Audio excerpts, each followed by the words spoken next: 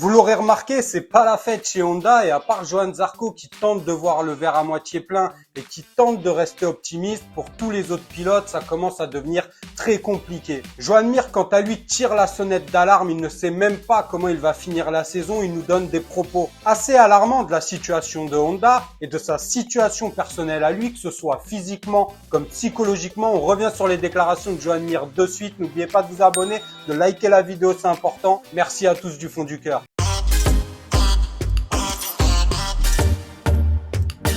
Bon, tous les pilotes semblent à bout de souffle, complètement déprimés par la situation de Honda qui ne bouge pas malgré tout un tas d'éléments, de nouveaux matériels testés. Rien ne permet réellement d'améliorer la moto et de même trouver une direction saine, constructive à prendre. La situation sportive de Honda est catastrophique, pire que l'an dernier. À l'inverse des Européens qui, eux, à chaque fois qu'ils testent un nouveau matériel, bizarrement, ça fonctionne. Tout ça est un peu alarmant et surtout, psychologiquement, les pilotes commencent à vraiment être usés. Psychologiquement, mais aussi physiquement, Joan Mir nous donne des déclarations assez alarmantes. On revient sur ses propos de suite. Je suis complètement honnête, je n'ai aucune idée de combien de temps mon corps pourra encore encaisser tout ça. Je pensais ne pas réussir à en arriver là, mais j'y suis bel et bien. J'essaie de faire de mon mieux, j'essaie de rester devant, de faire de bonnes courses, mais pour les miracles, il faut aller à Lourdes. La réalité, c'est que personne ne quitte Honda dans une meilleure forme qu'en arrivant. Il faut gérer cette situation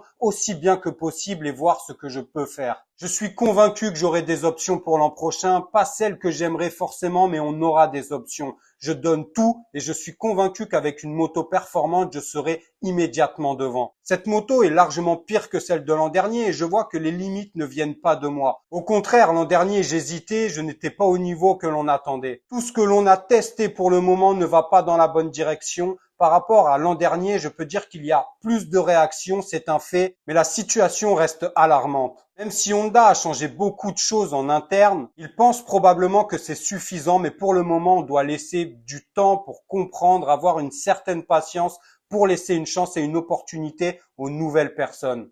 Malgré ça, tout ce que l'on a testé pour le moment ne va pas dans la bonne direction. Bon, je crois qu'on peut pas être plus clair que ça, il est usé psychologiquement, usé physiquement, il cherche une porte de sortie, il le dit clairement, il a des options, peut-être pas celles qu'il aimerait, mais clairement son but c'est de quitter Honda. Honda qui depuis quelques années broie ses pilotes. On peut avoir Pol Espargaro, Alex Rins, Marc Marquez qui a quitté le bateau après 11 années de fidélité, Mir qui n'en peut plus, Marini qui patauge totalement, Nakagami, qui est à bout mais qui fait ce qu'il peut. Il y a plus que le seul soldat Johann Zarco qui tente de rester optimiste. Il s'était préparé pour ce défi, mais pour combien de temps encore va-t-il pouvoir rester motivé? Ça, c'est la question. Donnez-moi votre avis. D'ailleurs, Alex Espargaro a annoncé sa retraite. Je vous l'ai annoncé dans une vidéo short. On se retrouve dès demain pour une prochaine vidéo. Prenez soin de vous, de vos proches. On n'oublie pas de liker la vidéo, de s'abonner. C'est super important. À demain sur Vincent MiGP.